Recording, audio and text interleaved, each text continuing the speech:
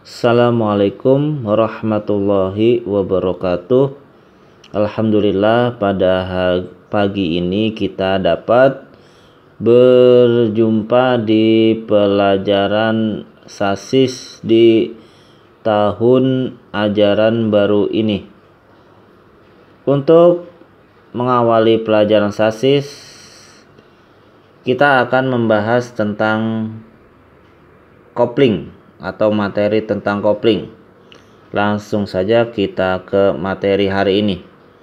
Kopling pada kendaraan, khususnya mobil, berperan sebagai penghubungan putaran mesin ke transmisi. Selain itu, komponen ini juga berguna mengurangi putaran mesin ketika akan memindahkan gigi transmisi agar bisa masuk dengan mudah. Tidak hanya pada mobil manual, kopling juga ada di kendaraan bertransmisi matic. Walaupun ada bedanya, yang satu diatur otomatis, sementara untuk manual diaktifkan dan dinonaktifkan oleh pengemudi melalui pedal khusus. Terutama pada transmisi manual, kopling kerap mengalami gangguan yang membuat berkendara menjadi tidak nyaman. Kopling merupakan komponen yang sangat penting pada kendaraan karena perannya menstabilkan akselerasi hingga hentakan pada kendaraan. Dengan kata lain, fungsi dari sebuah kopling ialah sebagai pemutus dan sekaligus penghubung tenaga putaran atau tenaga putaran engine dari crankshaft atau force ankle. Harus kita ketahui bahwa komponen kopling juga bisa mengalami gangguan.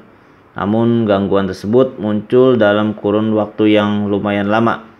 Permasalahan kopling itu sendiri biasanya karena slip, kurangnya tenaga, hentakan berkurang. Dan untuk pembahasan selanjutnya kita akan membahas tentang komponen penting dalam kopling. Nah, di sini ada komponen utama kopling. Nah, di situ pada pembahasan hari ini Bapak memberikan gambar. Nah, pada gambar tersebut ada macam-macam komponen kopling. Nah, kita akan membahas masing-masing daripada komponen kopling tersebut. Komponen yang pertama ada yang namanya flywheel.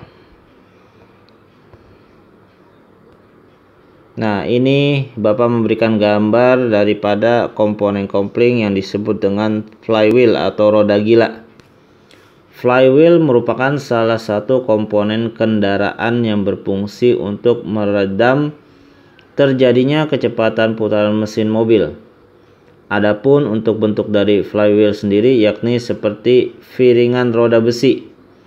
Dengan demikian, flywheel juga dapat didefinisikan sebagai salah satu komponen kendaraan yang berfungsi untuk menyimpan putaran mesin apabila terjadi kelebihan tenaga dan kemudian menyalurkan tenaga tersebut jika terjadi adanya kekurangan tenaga.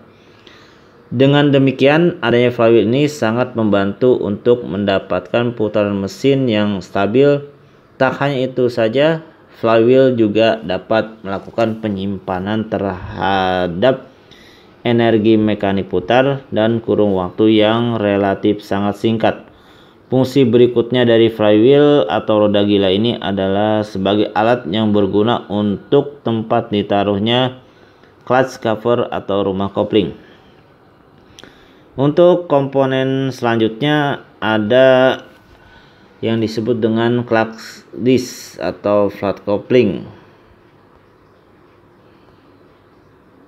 Nah, ini adalah gambar daripada flat coupling atau clutch disc. Flat coupling atau clutch disc ini sering disebut juga dengan kampas coupling Kampas kopling adalah komponen yang paling sering dilakukan penggantian.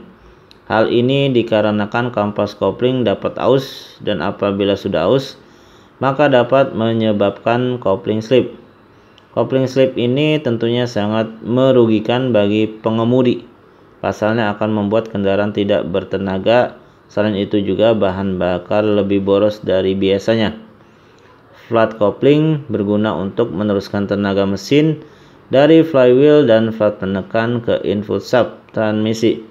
Flat kopling ini biasanya terbuat dari paduan bahan asbes dan juga logam. Dan untuk selanjutnya, komponen daripada kopling ada yang disebut dengan pressure flat.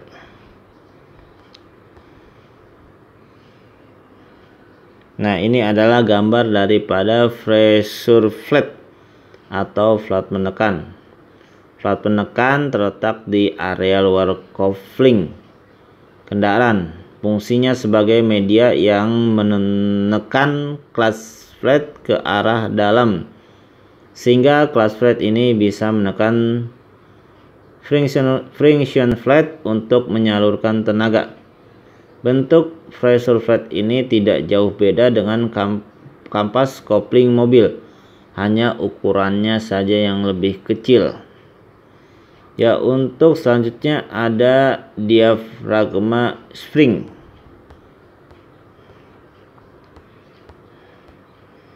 Nah, ini adalah gambar daripada diafragma spring. Diafragma spring berfungsi untuk menekan dan menarik pressure flat pada clutch cover. Saat pedal kopling diinjak, gaya dari pedal sampai pada diafragma spring dengan serangkaian komponen pendukung, dan diafragma spring menarik pressure flat supaya tidak menekan disc flat, dan putaran flywheel dengan disc flat bebas. Begitu sebaliknya saat pedal kopling dilepas. Terus selanjutnya ada komponen daripada kopling yang disebut dengan clutch cover. Nah, ini adalah gambar daripada clutch cover. Nah, tutup kopling atau clutch cover pada kopling terpasang atau dibautkan dengan flywheel, sehingga clutch cover ini akan berputar bersama-sama dengan flywheel dan atau kampas kopling. Clutch cover terdapat plat penekan. Plat penekan ini merupakan plat yang terbuat dari besi tuang dan sisinya halus. Plat penekan ini nantinya akan bersentuhan langsung dengan kampas kopling. Tutup kopling ini dilengkapi dengan sejumlah pegas spiral atau pegas diafragma, tutup, dan tuas penekan. Pegas digunakan untuk memberikan tekanan terhadap plat tekan, plat kopling, dan roda penerus. Selanjutnya, komponen daripada kopling ada yang disebut dengan clutch release bearing. Nah, ini adalah gambar daripada clutch release bearing atau yang disebut dengan bantalan pembebas. Release bearing atau yang disebut dengan bantalan pembebas ini berfungsi untuk meneruskan gaya dorong dari release fork kemudian ke pegas diafragma pada saat pedal kopling ditekan.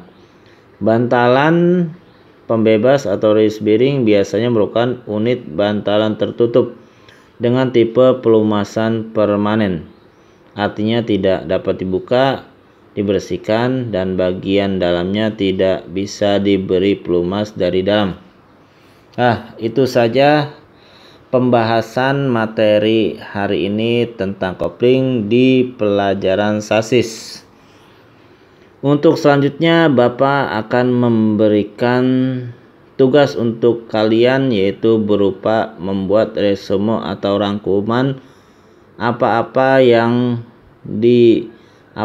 yang telah dibahas pada video pembelajaran yang Bapak berikan. Dan tugas yang kedua yaitu Bapak akan memberikan tugas berupa pertanyaan atau sebuah esai. Nah, itu saja apa yang dapat Bapak berikan di materi hari ini. Mudah-mudahan bermanfaat untuk kalian. Mohon maaf apabila ada kekurangan pada materi hari ini. Akhir kata, assalamualaikum warahmatullahi wabarakatuh.